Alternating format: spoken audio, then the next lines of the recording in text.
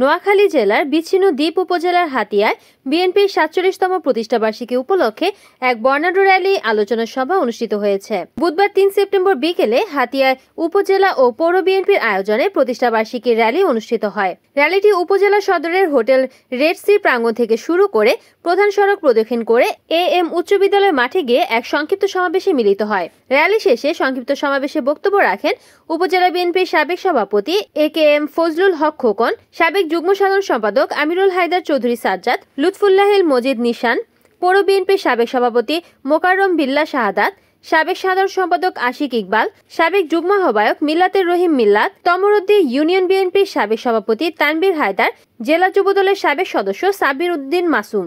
এ সময় সমাবেশে আরও উপস্থিত ছিলেন উপজেলা যুবদলের আহ্বায়ক ইসমাইল হোসেন ইলিয়াস, সদস্য সচিব ফাহিম উদ্দিন, উপজেলা স্বেচ্ছাসেবক দলের আহ্বায়ক নজরুল ইসলাম আদনান, সদস্য সচিব সুমন তালুকদার সহ ইউনিয়ন ওয়ার্ড বিএনপি ও অঙ্গ সহযোগী সংগঠনের বিভিন্ন পর্যায়ের নেতা ও কর্মীরা।